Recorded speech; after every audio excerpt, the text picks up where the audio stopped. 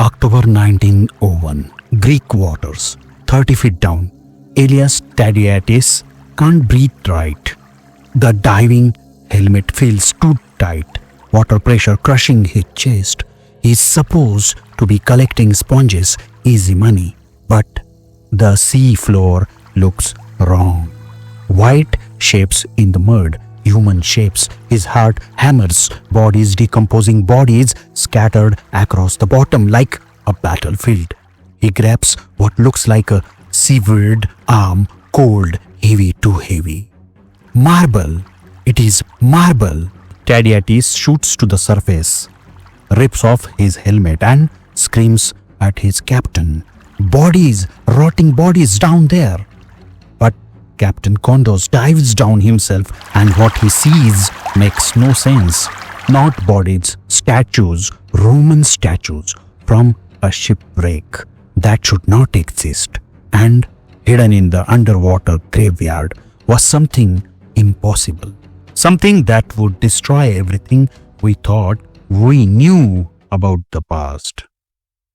The government moves fast, too fast. Divers risk everything in those dangerous waters. The pressure kills one man, paralyzes another for life. But they keep diving because what is down there is worth dying for.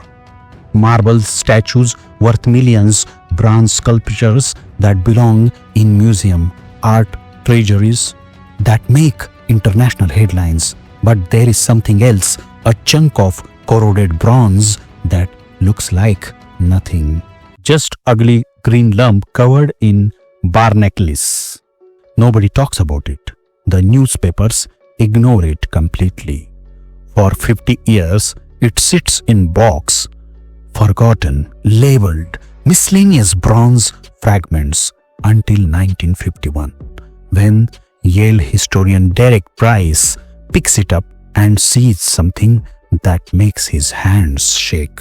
Gears, perfect bronze gears embedded in 2000-year-old metal. But gears like that did not exist yet. They could not exist, could they? This was not the first time impossible technology appeared out of nowhere. 87 BC Roman writer Cicero describes something terrifying. A bronze globe built by the dead mathematician Archimedes. It moves by itself, shows the exact position of every star and planet. Then it vanishes, lost forever. 1200 AD, European monks start building the first mechanical clocks, crude, simple. They think they are inventing something new. They have no idea someone beat them to it by over 1,000 years. 1750 AD, master clockmakers in London create the world's most advanced astronomical calculators. Marvels of human engineering. They don't know they are copying homework from a civilization that died before Christ was born, because sitting in that Athens storage room was proof that someone had been here before, someone who understood things we are just figuring out, and they left us a message. Derek Price could not sleep. He would started studying those bronze chunks as a side project, just curious about some old gears, but the more he looked, the more wrong everything became. These were not just gears, they were parts of a machine that calculated things. Price was a smart guy, historian at Yale. He understood ancient technology, but this broke every rule. 20 years later, Price teams up with radiologist Carolumbos Carcolas. They are going to X-ray every fragment, see what is really inside. The X-rays come back, and Price's world explodes. 37 bronze gears interlocking like a Swiss watch, moving together in perfect mathematical harmony. But it gets worse. The gear ratios are not random. They match astronomical cycles. The 19-year Metonic cycle for lunar phases, the 223-month Saros cycle for eclipse prediction. This is not a clock, it is a computer, a bronze computer that predicts the future. Price publishes his findings in 1974. The archaeological world loses its mind. But what happened next changed everything. Dr. Tony Frith gets access to technology Price never dreamed of. CT scanners that can see inside bronze without damaging it. And when those first scans come back, Frith calls an emergency meeting. Hidden gears inside other gears, moving parts they never knew existed, and text. Thousands of Greek letters carved inside the bronze itself. It is an instruction manual, a user's guide for predicting eclipses, tracking planets, calculating calendar dates decades in advance. Frith's team works for months decoding those inscriptions, and what they find keeps them up at night. This machine did not just calculate astronomy, it modeled the irregular motion of the moon using mathematical techniques that would not be rediscovered until Isaac Newton. 2000 years later, but that is when things got really weird. 2017, while cleaning already studied pieces, a researcher notices something. A fragment everyone missed for over a century. Fragment 87. New gears, new functions, and when they CT scan it, this thing was even more complex than they thought.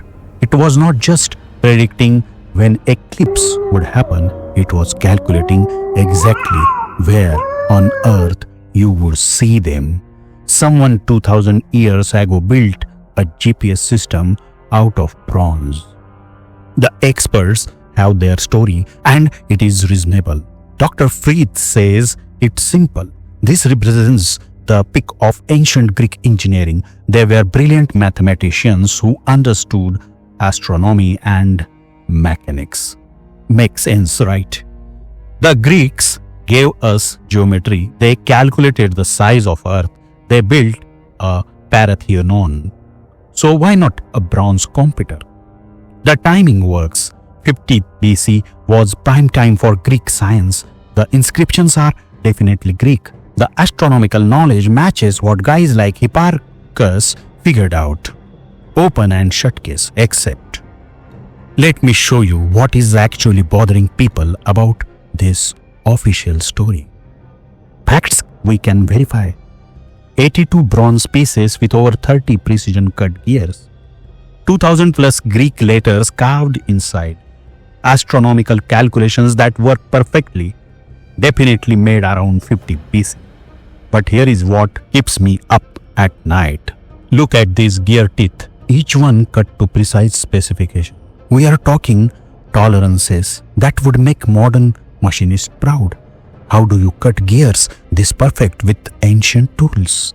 And the differential gear system.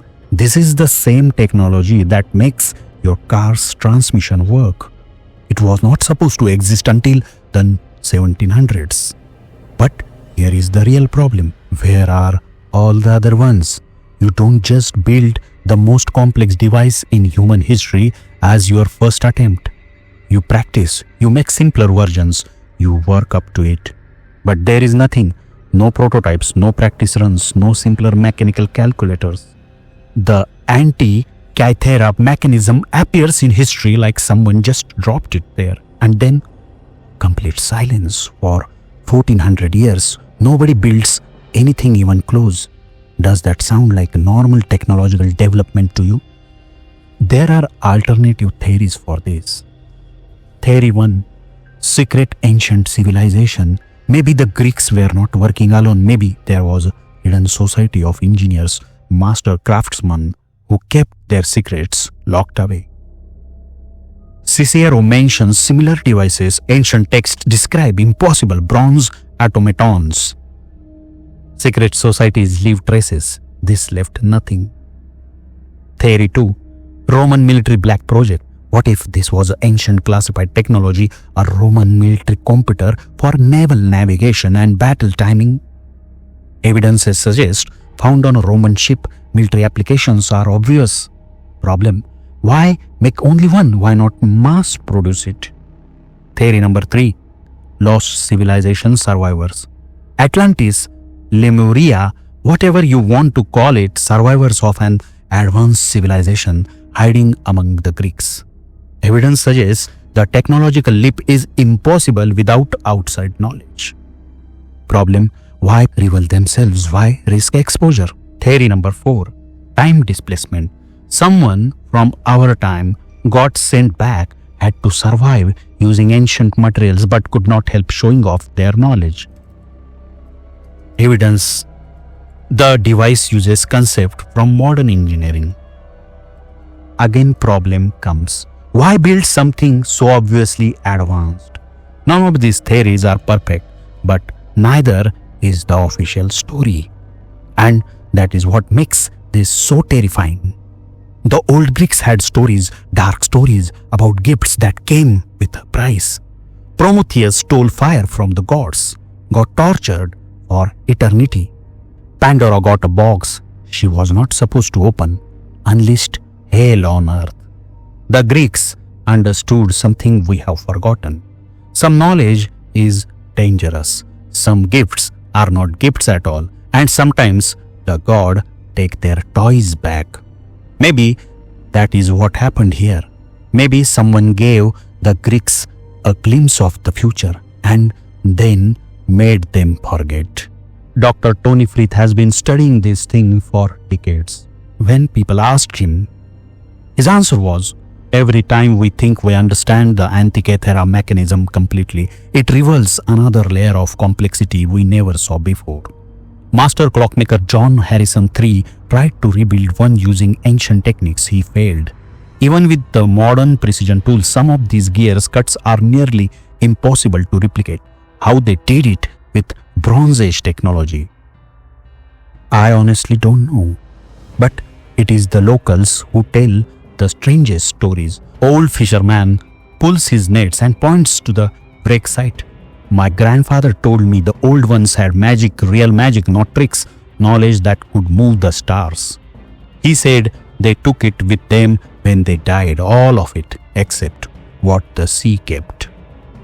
What we know for sure, someone 2000 years ago built a computer out of bronze. It predicted eclipses, tracked planets, calculated time itself. Nothing like it existed again for over 1000 years. The knowledge to build it completely vanished. What makes zero sense? You can't just build the world's first computer without practice. The precision is impossible with ancient tools. If Greeks could do this, why not build more? How does advanced knowledge just disappear? What keeps me awake? Fragment 87, the new piece they found in 2017. They are still studying it, still finding new functions, new impossibilities, and every scan reveals the same terrifying truth. We have no idea what this thing was really capable of. The Antikythera mechanism is not just an ancient computer. It is proof that someone knew things we are still trying to figure out. And we have no idea who they really were. Look, I need your help with this one, because the more I dig into Antikythera mechanism, the less sense any of it makes. How do you build the world's first computer without building computers first? How does knowledge this advanced just vanish from history like that? And why, in all our digging through ancient sites, have not we found anything else like it? Drop your theories in the comments, because I'm running out of rational explanation. And if you think I missed something important, let me know. This mystery has been eating at researchers for over a century. Maybe one of you can figure out what the rest of us are missing, because right now the Antikythera mechanism is the most important artifact we do not understand, and it is sitting in Athens waiting for someone smart enough to crack its secrets. The question is not what it does. The question is, who taught the Greeks how to build it?